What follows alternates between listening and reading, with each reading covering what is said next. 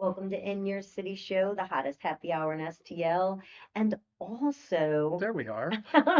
It's there's a like, nice picture of the chair over there. Brought to you by City Lifestyle Magazines. Go to citylifestyle.com. You can check out Clayton, Chesterfield, or St. Charles County magazines. We'd love to hear from you.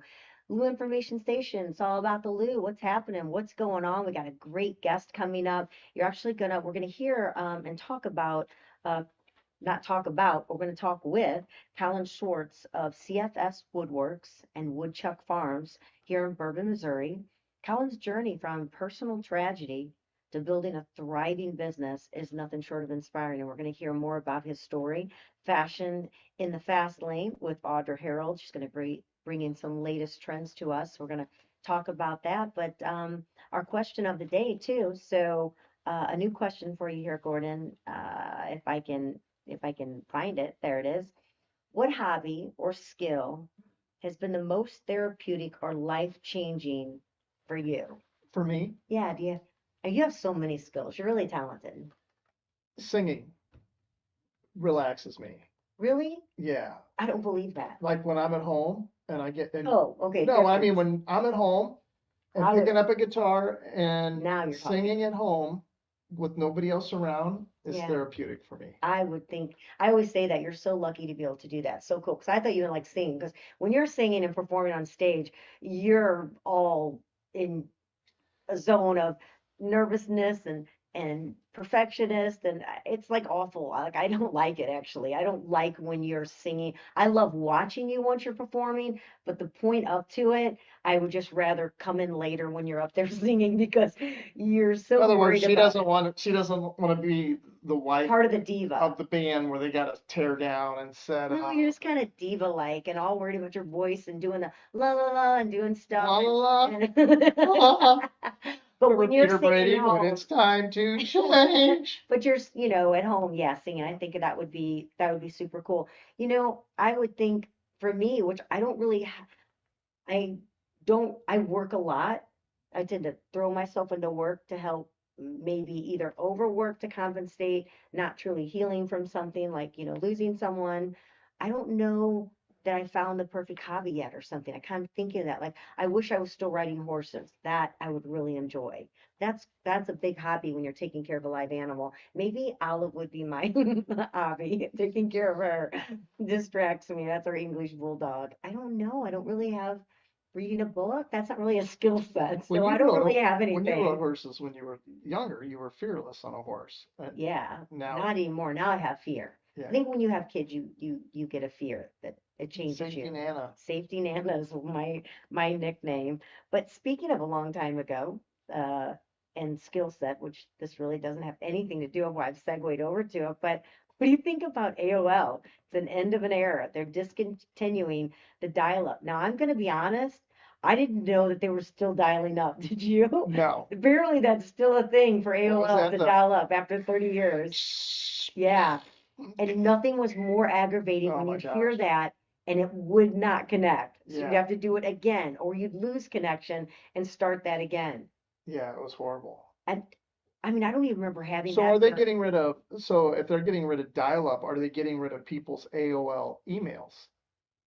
no. So the hisses, the pings, I and the always love it when people screeches. go, my email is Gordon.Montgomery at AOL.com. I'm like, AOL? When did you add that? So after 30 years, the pings, the hisses, and the screeches will be retired in September.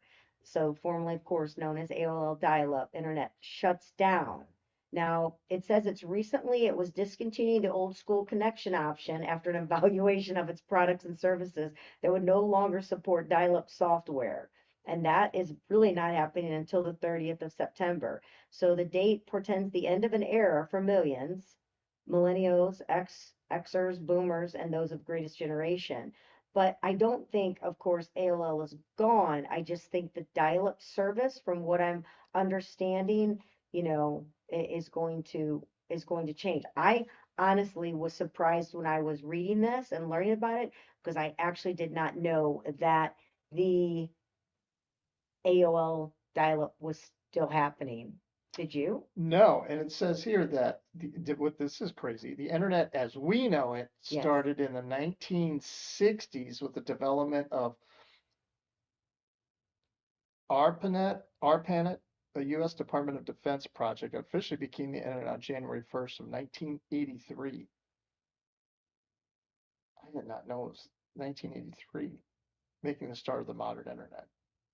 Yeah, because I I was guess that makes sense. using Yeah. a typewriter in college, which that was up until, but there were systems out there because I'd have to pay to get my term papers typed and stuff like that because everything was done. And it was a room way bigger than our studio right here, uh, filled with equipment for them to be able to type my paper, my term paper, so Yeah. it looked professional. So we've definitely come a long way, that's for sure. So more than 2 weeks, the after 15 years, um, Jessica Simpson performed on stage again. Are you excited How about old that? is Do you she even now? care? She's 44 years old. Okay. Yeah. Well, they asked her, "What are you drinking?" Because she's doing this Chinese herb thing. Like we're all trying to find that fountain of youth, right? Well, apparently her vocal coach told her to drink this Chinese herb that would make her voice, God, you're going to be drinking this now. Develop her voice. She's moving past the chicken of the sea. Chicken of the sea. Remember when she thought her tuna that she was eating that she thought it was It's chicken. chicken of the sea. She's a bright one, that Jessica is.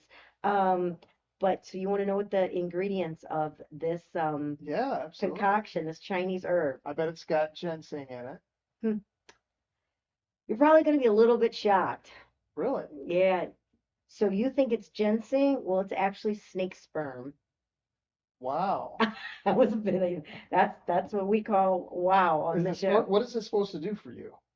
It's like honey, and apparently If it's it. like honey, why don't I just have honey? Well, maybe it's got to be better than honey, I guess. So her vocal coach has her drinking a Chinese herb, but this Them Chinese Chinese herb, people are always get them herbs, man. It's like, you don't know what here. it is snake sperm. Never heard of it. Didn't know that it was something to save you. But if you are So I'm guessing wanting, it's not something you could just pick up at Whole Foods, right? I'm not sure that they're selling that. It's an herbal tonic, I guess I should call it, than actually a herb. It's an herbal tonic. So we'll have to listen to her, see how well she did, and see if this is something that you singers should invest your money in, which would be a herbal tonic, which is made from not chicken of the sea, but snake sperm. So, what's going on in your world that I need to know What is about? Because snake sperm used for? mine is was very knowledgeable. I mean, this is the kind of things that you Oh can my just, gosh, I just said, what is snake sperm used for? And it came up saying it's reproduction and all that stuff. But there's also a recent unusual claim by singer Jessica Simpson. This one just follows up with what you said. that's a herbal tonic to help your vocal cords. Yeah, you know what's crazy is But how long do you think it took Walt Disney to create Disney World? they're still creating and they're still Right, developing, but to right. actually get the doors open and have guests come in, I would say, I mean, to me, it would seem like years. I mean, it's incredible. Construction of Walt Disney's original park, Disneyland, began on July 16th of 1954. The park would open to the press and other special guests on July 17th, 1955, just a year and a day after shovels first hit the dirt on the future site of the happiest place on earth. That's not to say that building a fantasy kingdom out of 160 acres of orange groves was an easy task. However, many snags and issues were encountered along the way, but not the least of which was the park's grand opening near Walt was running out of money. He was running out of money when it opened. He's not, well, he's not here anymore, but there's nobody running out of money anytime soon at Disney No, World going on. 1 year, you can barely get a house finished. Look at that. Look at that building there. I You know. can barely That's the get a castle. house It's finished. the Magic Kingdom. You know, Walt Disney, I had heard, and that might be true, that you can come on in and sit down. That Walt Disney World actually they had thought about St. Louis. Did you I know know. that? Yeah. Isn't that incredible to think that Walt Disney could have been here in St. Louis? Well, remember I told you that my grandfather, he was he you saw the drawings that he drew. my dad's grandpa, Right. and he was actually asked to be a cartoonist for Walt Disney, and he turned it down. Wow. Isn't What that he would crazy? like to know now if he You know, were still it was just, around of what he, yeah, it was before, but still, yeah, he did some great drawings. That was cool that you found those I know, actually. You really pretty do cool. that. So well, we're excited to introduce our first guest here today, our special guest today, which is Colin Schwartz, and you are with your company is CFS Woodworks, Mhm. and then also I've got woodchuckers.com here Uh, as well. Woodchuck Farms. Woodchuck Farms. So Yeah. wonderful to have you. You've got quite Thank a you so much. journey. It's been a Um, road. yeah, you have had quite a journey in where you are right now. What did you bring right here? I just brought a little sign that I decided to make real quick with our QR codes. Oh my gosh, that's Oh, great. Just something that businesses can have, when they're out and about at events, or you can hang it on the wall. But it's a quick, easy way to get free advertisement. Yeah, sure, As followers, absolutely. we all know about that. I love it. Made out of Made out of wood. walnut. Yeah. So, let's dive right in of Let's do what it. inspired you. Obviously, what happened to you, your story is actually why you're doing what you're doing today. So let's, I guess, Yeah, it's go back and talk about you yeah. and what happened. Well, I guess 7 years ago, I was jumped. So I was at a concert, and unfortunately, I was a victim, and it happens. But Right. I can't really say on Oh, that. But okay, unfortunately, there's some things that I can't say. okay. So, Here in St. Louis. here in St. Louis, Mhm. unfortunately, I mean, I did what I feel like any real partner would do. Is it was this reaction to risk myself or my girlfriend that I was with at the time. Um, Unfortunately, I got beat up. So Wow. I had to pull out of life for the time being, and kind of focus on myself and my health. I see some of the pictures that he's pulling up, and you say pull out of life. How 7 years, I stopped living pretty much. so this impacted.7 years. 7 years. I've had 7 surgeries in the last 7 years. I also got a traumatic brain injury from it as well. Wow, talking to So you, you don't see that. So you literally were checked out. This is from a beating. yeah, unfortunately, I mean, it's just stupid people everywhere. I mean, but unfortunately, I've never even been in a fight before, but it was just Really? reaction just to throw myself in front of the situation. Unfortunately, I had a bunch of surgeries. Had like 4 face surgeries. I had my shoulder fixed. I had to have photo you're just looking at. I had to have my hips bolted to my tailbone. So it was just surgery after surgery, procedure after procedure. I'm going to 3 doctors a day, trying to figure out what was going on, and it was like a light switch changed that day. I was a different person the next day. So And Do what do you mean when you say a different person? uh, What does that mean? I mean, things change. Like I'm really sensitive to light now, sensitive to sound. Um, should we turn these down a little bit in here for it's you? fine. Because I mean, there's a lot of them, isn't there? it's fine. Over time I'll get a headache from this, Okay. and it's just a pretty bad headache. Blinking lights. Like I can't go to concerts really much anymore, and the couple that I'm trying to go to now, I look away when the lights are shining at me. I'll look at the ground. I went and got to meet Wiz Khalifa. That was as close as we are right now, and I had to kind of not really look because the lights are so blinking. It kind Yeah. of feels like I'm gonna have a seizure. Do sunglasses help with They things like do. that? They do. Even at a concert, like if you wore They do. sunglasses? So I wear sunglasses at a concert, and I do wear earplugs. My buddy got me some special earplugs. I heard you talking about how you like to sing and perform and everything, so it's pretty awesome. Grew up in marching band. Oh, very So cool. yeah, it just So being from Missouri, where'd you go to high school? right. I mean, that's the most solid question I've ever heard. I went to Parkway Central, Did you? so good old Parkway Central. Learned marching band. I played saxophone. Yeah, my daughter played saxophone. It's Yeah, pretty cool. saxophone and violin, but you don't see violin much in the marching band. No, I mean I love Dave violin. Matthews and local band The Urge. I mean, they kind of got me inspired to play the saxophone. Kind of realized, it could be in a rock band. It's kind of cool. Are Yeah. you still able to play I music? think I'm still able to play. Mhm. Do I play now? So yeah, I do a lot of woodworking, and now I'm focusing on the second business. So here you are. There's really no reason behind it. Somebody, uh, obviously, was it people or person? I can't really say. Okay. Did Unfortunately, they it was a catch bad these people? situation. They did. Okay. They were arrested. We're facing 3 to 7 years in jail for felony assault. And that's what led to a whole nother situation of I was one of the witnesses that removed Kim Gardner from office. I was going to ask you about you've experienced advocacy firsthand as one of the last witnesses to remove Cam Gardner. This is all shaped around what you went through. Correct. Can you talk a little bit I can about talk that about that experience? stuff. So I So mean, you have litigation going on right now still? I'm officially not in litigation, so Okay. everything's great. You know, You just finally still can't living talk life about it. again. No, I still can. Yeah. But I can talk about the Kim Gardner stuff. I mean, unfortunately, that stuff was public knowledge. I mean, you saw what Andrew Bailey and everything that St. Louis went through with her in office, so they decided it was time to remove her from office. And I don't know if you remember when that young lady lost her legs. Yeah. Yeah. When she was in town from Nashville. Yeah.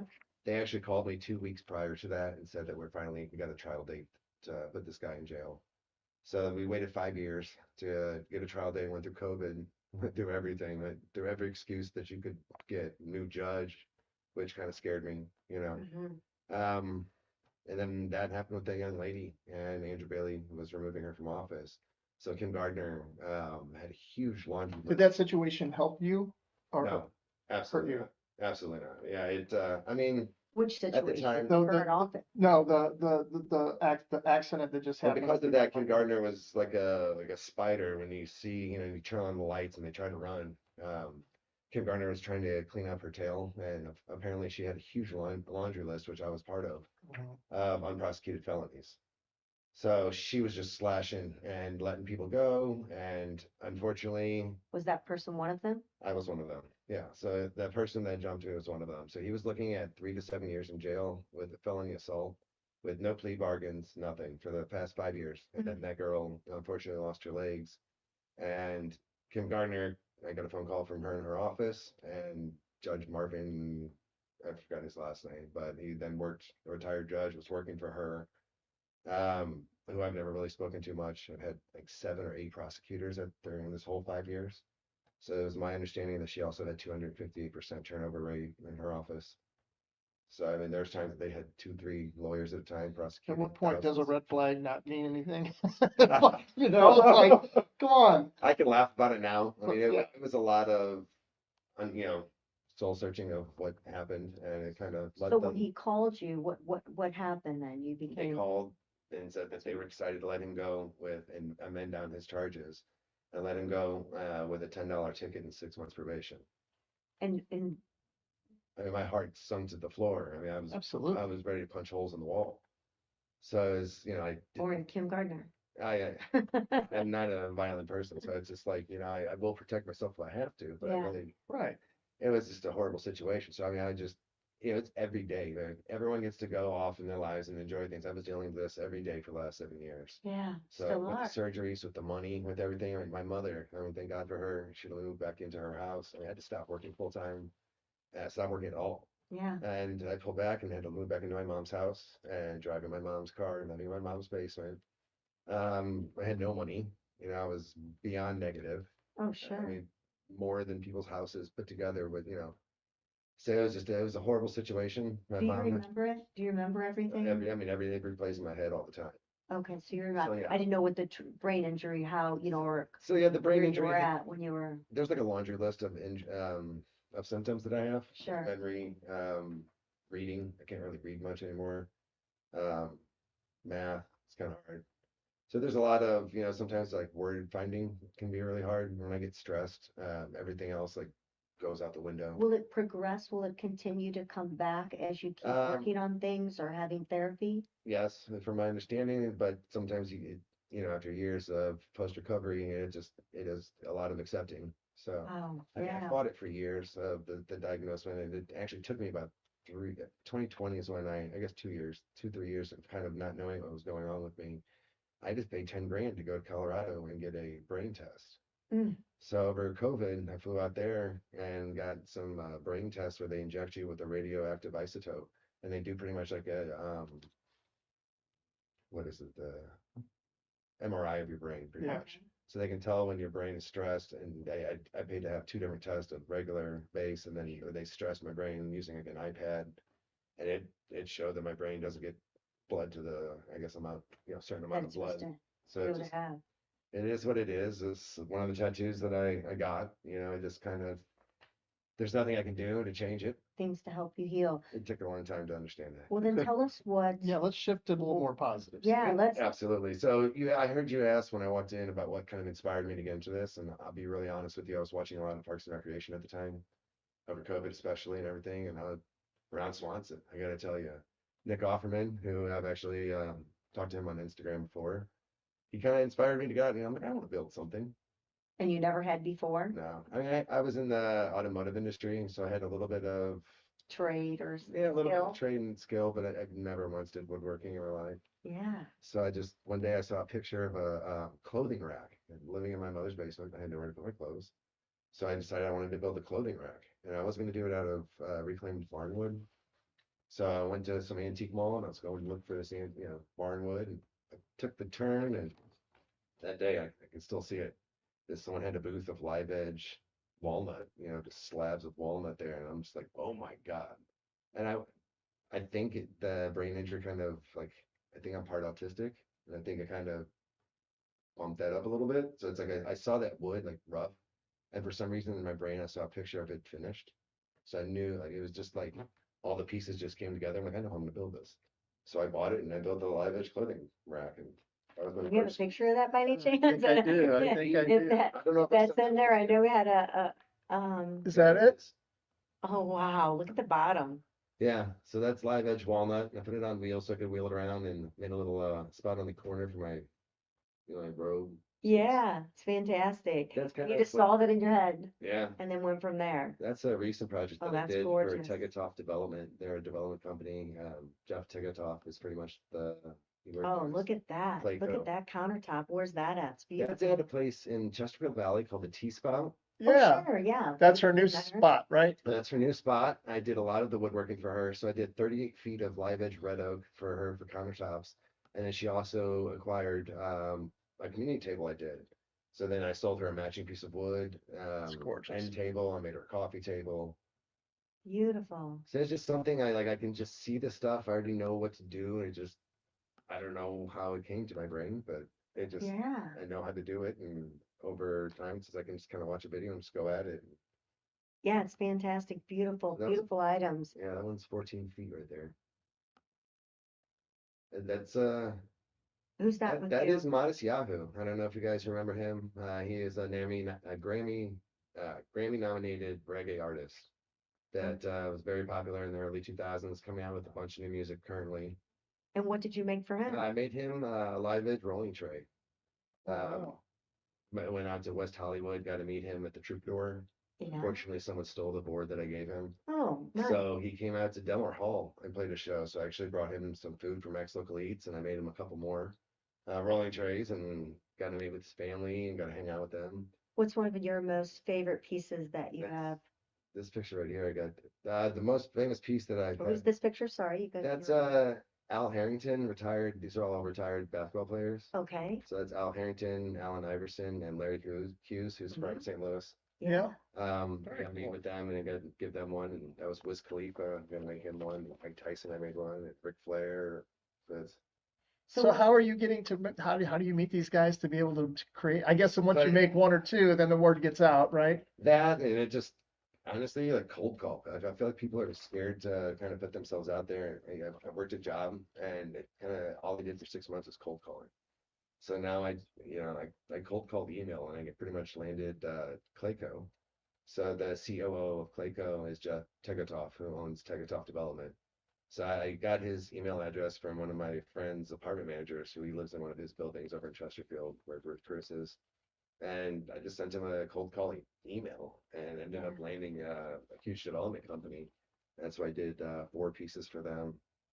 That's Like, great. big pieces. Well, that's Well, see, kind we- of cool. we've I mean, gotta- do you it's- think you would have ever gotten into woodworking if this accident would have happened to you? No, not at all. And it's just Let's hang on a minute. Let's come back and talk about that. Let's find out about Woodchuck Farm. okay. And let's find out about your brother and some other Yeah, things. So absolutely. we're going to take it to a break here. Going to do some commercials, of course, Okay. right here on the In Your City show at the Lou Information Station. But we'll be right back. So hang on. We'll talk some more with Colin Schwartz.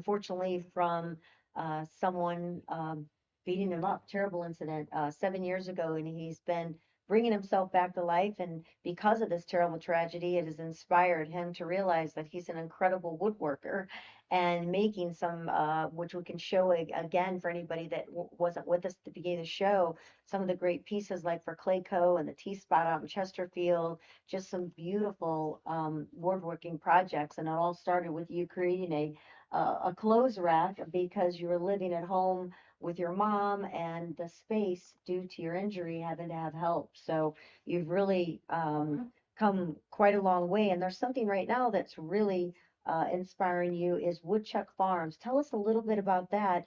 And your brother as well, being part of this, comes from a medical background, which now has realized that he is in the world of movie and improv. So that's a heck of a change. You guys both have come full circle in direction of where your life is going right now. So let's talk a little bit about Woodchuck Farms and your brother, how Yeah. they've inspired you. We've just realized, like no one's guaranteed tomorrow, and now is the time Wow, to we to been hit pursue with your that. dreams. So I mean, what's the worst thing that can happen is you fail. Okay, so you try again, or you Yeah. try something else. So after everything I've been through, I decided like now is the time to live. So he decided that we wanted to invest and kind of let's do something fun and cool. Hanging out and talking with my friends Jordan and Raven from Work and Leisure, Oh, they were which actually our very first guests on our show here at the new Lou Information Station. They were our first guests. They great were guys. wonderful. They're some of our close friends, and just having conversations with them, having drinks one night, like they talked to us about Cocktails do right. everything. They talked to us about, and we were just talking about how we would love to do how they do a lot of themed dinners and a Yeah, lot of farm to table dinners. Tenacious Eats. Yeah, with Love Delicious them. Feats and a bunch of other chefs that they're friends Hmm. with. So they wanted to do that, but more rural and in the country, and get people out of the city and just kind of check out a little bit and realize what we do this for. And it can't just be all about work. Right. We all have to relax a little bit. So we're going to be doing farm to table dinner series out at I would Woodchuck imagine you're going to Farms. be making the tables, aren't you? Absolutely. There's a 20-foot long slab I believe we're going to get and make a huge table out of. Oh, So wow. a huge slab of walnut. Beautiful. So you're going to be developing this farm for people to go out and do retreats, special dinners, things like that. Correct. Events. We're going to do some weddings. Hmm. A lot of the farm to table dinners with Work and Leisure. A lot of weddings with them as well. Talk about your brother involved with this, and also it looks like he has a movie that's going to be coming out. Yeah, so he's got a movie with his business partner Brando Crawford that they did for Acting for a Cause, which is a not-for-profit. Filmed it in L.A. Bob Odenkirk was in it from Better Call Saul and from everyone knows from Breaking Bad. Yeah, So it's pretty cool. It's a remake of a movie called The Room. I don't know if you remember that movie from the early 2000s. I think No. so. I recognize the name, but I can't play. What was James Franco and Seth Green did a Oh yeah, documentary I of it in think I remember. 2017 Yeah. called The Disaster Artist. But it's about the Room was like a love romantic movie, thriller kind of murder, you cheating on all that stuff. But it was the director and the filmer at the time filmed in with two different camera types, and it was just it was an interesting movie. Yeah. I encourage you to watch it. But my brother and his friends decided to refilm it. Bob Odenkirk had a cameo in that, and he decided that he was going to go ahead, and they got him to be part of it. So And where will it be being filmed at? it was already done. So they're working on releasing and then doing all of When is that looking at? I don't know. You got to come back with your brother so you Yeah, can we'll talk about have to this have him new on the movie But and be able to go see the premiere of that. he's currently writing a movie for himself right now. So he's Love moving on to the second stage of that. So the script is written, and yeah, he just realized that I always wanted to write a movie and be in acting and comedy. That's kind of Yeah. funny that he's a doctor and he's becoming an actor. Where Smash's son was an actor who became a doctor on TV show. You never know. The improv shop, I mean, it all started there for him. Yeah. Doing that as an outlet during COVID and everything. Went through a breakup and he decided that was a healthy outlet. So, Good for him. Good for the both of you. Well, before we finish, which we're out of time here now, being able to, and I got a little fast second, but I'm gonna ask you, looking back and what's happened to you, I mean, gosh, we all, and yourself, wishing that never happened. It has brought you to creativity and finding a new purpose. What advice would you give others that are facing trauma, and tragedy in their life moving forward, what would you say? To find a positive outlet, to find something that you can do that doesn't harm anyone or yourself, and kind of lean into it. So I knew nothing about woodworking, and I just something that I taught myself, and I started with a saw that I borrowed from a friend on the floor of my mother's garage.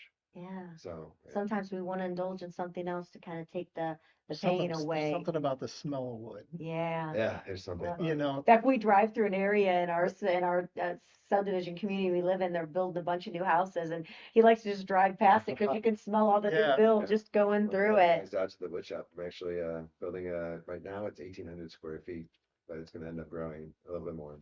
But yeah, building a huge wood shop on the property on Woodchuck Farms. Can't wait to if a woodchuck could chuck wood. My For girlfriend you to named my find out truck more. Chuck, so that's where that all came from. That's great. We'll have Airbnbs. We'll have it all. So Oh, it's gonna be great. fantastic. So, Colin, if people want to find out more about you, they can go to woodchuckfarms.com, or what would be the best one? Yeah, so it's woodchuckfarmsmo.com Okay. and CFS Woodworks. If they would like to commission any pieces, that's how I pretty much That's take how you're orders. making your living right now, is Correct. using your talent that has been inspired, unfortunately, from great tragedy. Yeah, I didn't understand life for kind of a while and kind of didn't understand my purpose in life as I was just in limbo. But then Yeah. I found woodworking and kind of found a purpose. So it's I pretty love cool. that. Colin Schwartz, thank you so much. Well, we're going to take it now. We're going to go from woodworking. We're going to go to fashion, hear what Audra Harrold has to bring us. You have that for us, Gordon?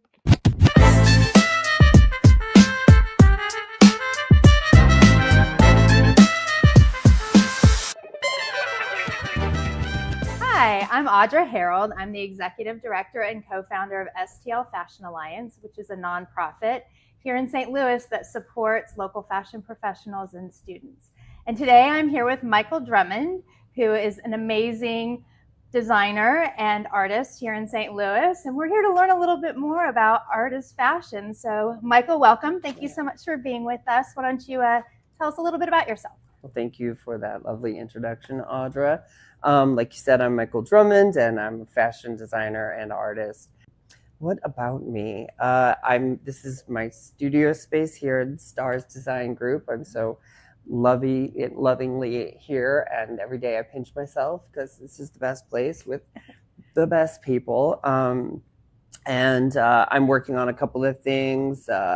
It's a collection for Omaha Fashion Week, and just kind of thinking about doing things that scare me so I can get out of my comfort zone, because I think I've been living in it for a few years. So. Yeah, I love things that scare us. It kind of gets us out there. Yeah, push the boundaries. Yeah, so I hear you were like on Project Runway. You've got quite a resume. I know you're being a little bit, not shy, but kind of tell us a little bit about that. Some really exciting things you've done. I was on Project Runway in, I think, 2009, and which was so long ago, but not. And I mean, it was a great opportunity. Best of times, worst of times. Made some incredible connections that I still keep with me today. I learned a lot. It's the gauntlet. What you see is what you get. Tim Gunn is nice. Heidi Klum is scary. I said that, but you know what? She's awesome. Yeah. I went midway through. I did get to show at Mercedes-Benz Fashion Week as a decoy, and I got receipts from Michael Kors that were basically like, if you were still in the game, you would have won. Wow. So like that was pretty cool. That's very cool. Let's see, Heidi Klum asked for her dress. It was great. But I feel like the celebrity aspect was never really anything that I've been interested in. I'm not really interested in fame. I feel like I like anonymity, Yeah, that's where we might be a little different. I would take the fame all day long. Yeah, like you're my friend. Yeah. That's why we're doing this. Yeah. But but you can wear it like a loose garment, like anything. So I knew that it would come with some caveats and then some other things that maybe weren't for me. But again, getting out of your comfort zone. So yeah. Well, I have some questions for you that I think, our audience would love to know a little bit more about Michael Drummond. And I know you've transitioned. I've known you for quite a while. And, I've watched you transition into, this art space, which I find really fascinating. And can you kind of just walk us through your creative process? Where does an idea start for you? Thinking of fashion as art, and how does that evolve into something wearable? What's Mm. your process? What's your thought process, and how do you go about it? Thanks for that great question. I feel like it comes in any way. My job as an artist is to be a sponge, I think, and so I try to observe the world, like, and I've been really, right now I'm on this kick where I'm like, I don't want my phone around. I don't want to, I just want, if I'm in the grocery line, I want to look, I want to see, I want to be present and just really like look at people and the way that a building is built or whatever, like, because you never know where inspiration could come. Or I went to the city sewing room and they had all of these Korean cotton embroidered little appliques, and I was like, yeah, they are, and they're cutesy, but I was like, how do you make them not so cutesy? So I'm kind of working on that. So it could be a song, it could be something I've read, it could be a conversation with somebody. It comes everywhere. So maybe you're being inspired right now. Probably, yeah. So what are some of the materials or techniques that you find yourself constantly kind of going back to? Like, what are your roots? I know you like to experiment. You've got a lot of, new ideas coming out all the time, but what are some of those basic roots that kind of bring you back? You always kind of default to. Got it. Okay. Well, yeah. Black. I love black. So I'm like, white. It scares me. I love texture. I love to be able to like manipulate textiles. So this is something that I do often. I'll like gather fabric and then press it out with my iron to create kind of like these jagged pleated fabric styles. I love that. I started in knitwear. I thought that was really exciting because it was infinite. The possibilities, you can drop stitches or, manipulate cable knits, whatever. And there was a sculptural quality to it. So I always default to, I love deconstruction. I love to see like edgy punk kind of things happening. And I love sexy, dark beauty. So I think that those are things that I default on, but which is great because I think it keeps your vision clear and you can identify. But I also think it's tricky. Like, I think it's always important to be like, how do I reinvent what I reinvented? Right. Because I don't want to be repetitive. Yeah.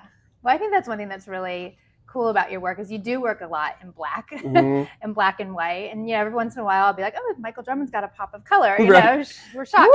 But I think that's really like knowing you and knowing your work and seeing your work evolve. You do stick to that kind of basic color scheme, but yet you're so imaginative, like with what you do with it. So it keeps it constantly fresh. I think that's just really awesome. And that's, thank you. Something that you do really, really well. Thank you. That's very nice to hear. Let's hope. Let's see. Many of your pieces tell stories. Can you, how do you approach storytelling through your garments? Like maybe just take one of these examples or something that you're thinking of. Okay, great. I think that storytelling is, that's like what we've been doing since we've been able to communicate. We'd sit around a campfire and tell stories or, I think, and we retell them and they get translated in different ways. And so I think that's really fascinating. And I think that our clothing tells a story. You find your mother's wedding dress in the attic and you think, or your grandma knit a scarf for, someone and you find it. There's a story to that. And I think sometimes I want to tell a story that smacks you in the face. And sometimes I want to tell a story that's more subtle and open for interpretation. So like the apron I made for the World Chess Hall of Fame that had the White House printed in the front of it. I always worked at these antique stores and there were two kinds of aprons, that we would resell. And there was like the sturdy linen, I got to work pockets, and then there'd be these weird frilly chiffon ones that I was like, what is this? Like, what is this? So you mentioned the Chess Hall of Fame and what you did there, the installation that you did. Can you tell us a little bit more about that? Because I know when I went to see it, it's like all these, inspired by all these chess pieces. It was just beautiful art. Can you just kind of tell us a little bit more about that experience and some of maybe one of the designs or two of the designs that were in there and how that was inspired? Absolutely. Excuse me. The Chess Hall of Fame approached me and I said, oh my God, I'm never going to leave you alone until this happens. You just opened Pandora's box. And I found a game that was from the movie 2001 Space Odyssey, Yeah. Okay. where in which, I can't remember the captain's name, but he was playing HAL 9000. And I looked up the game and it was inspired by an actual game. And then I sort of built the exhibit around every move in that game. Oh, okay. So we were humanity or whatever was, sort of exemplified by what was in the center of the room, and the perimeter was sort of like a forgotten thing, and that was the other player, which was HAL 9000 or time and space or God or whatever you wanted to interpret it about. And it was telling the story of that game, but also a story of fast fashion and climate change. And it was very lofty. It was so, yeah. Is there anywhere, and like for the our audience that might be interested in seeing it, is there anywhere that it's living online somewhere? It is. There's some imagery on my Instagram. Okay. At X's for Eyes, and there is some living here at Stars upstairs. I've got a piece here from, should I wheel her in maybe? Wheel her, yes. Yeah, well, so this was laser cut 3M reflective. So there are faces that are either laughing or crying. And I was just thinking about the idea of sort of like people not really paying attention to the world around them. And, it's really deep and dark, and it's great fun. Anyway. How do you see the relationship between fashion and art evolving over the next decade? Well, I think we are seeing it. So, there's always been fashion and art together. But there are some people that I think have become direct signifiers of that movement. Margiela, I think, Comme des Garçons, Alexander McQueen, obviously, and Iris Van Herpen. And people are like, Savage Beauty, there was like a line, all around, New York to see it. So, and we're still hungry for that, over a decade later, right? And I think that with TikTok and Instagram and the way that people are showing what they're able to do, it's inspiring people to do more crafty, creative things. Fashion is communication, and communication is can be a form of art. So I think that we're just going to continue to see it blossom. Thanks for your time. Oh my gosh, of course. I'm here with Michael Drummond, who is a St. Louis designer and artist. And you heard him, where you can get, if you're interested in checking out his designs, michaeldrummond.net. Audra Harrold with STL Fashion Alliance, and we'll see you next time. Thank you. Thank you, Audra. Appreciate that fashion segment. People, it's kind of amazing when you're talking to different people and just the creativity in their minds, from, Colin, who we just spoke with, the woodworking, and how they see things in their head and imagery when it comes to designers, artists, fashion. All of that is an art skilled set mind. Music, it's what you see in your head that, creates something for other people to enjoy, which is so much talent. Yeah, and it's funny how you listen to people, like when I was talking to, my gosh, Andy Summers from the Police, Yeah. and how he does photography now. And it's just about, a lot of times there's more, they get inspiration from other things Right. to go to their music, or their inspiration from their music leads to their photography, things like that. Like Audra, Michael just said that his inspiration comes from some things that he sees outside of fashion. Yeah. It's amazing how different minds can see different things, to create in that. So let me ask you a few rapid questions here. Do you have a favorite book that you've read this year? I've got one that I'm starting to read, and I've only gotten through one chapter, and that was Gibbs, the coach for the Redskins. I got to hear him speak, and I just got a book from him. So I feel like I want to start Gibbs. like every day. It's weird when you get older. All of a sudden, I felt like when I was young, all I was worried about was what I was doing or wearing or what I needed to know. And I kind of would like to start by, which I have, but learning one thing, something new every day, whether it's You know how many read- times I tried to learn Spanish or learn a different Yeah. language, and I get about a week or two into it, and it's like, maybe if you're just doing like a couple words a week so that you have to use it every day. And then the next week, another couple words and you have to use it every day. Maybe that would help. Sometimes I think we want to do it so I want fast. to learn Spanish, I want to learn Italian. Yeah. Maybe just a few words a day and then using them in a sentence. But that's what I want to do. I want to read about something. I want to learn about something. Just kind of like, I think I had mentioned earlier, do you really know where Show Me State came from? But just kind of learning. What I find ridiculous is my retention.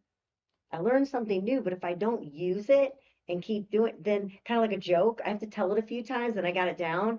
But if I don't keep doing it, then I can't remember the forget it. punchline, but can't remember or Well, I vice remember we versa. went and saw Brian Regan, and he forgot his own joke, That's true. It's like the things happen, and even artists, musicians today, singers, they have teleprompters up there because they can't remember the words Oh, to yeah, all but the I want to learn songs. something new every day, so that's something I want to do. All right, if a song, what song would you instantly put on, or what song would you put on that would instantly lift your mood?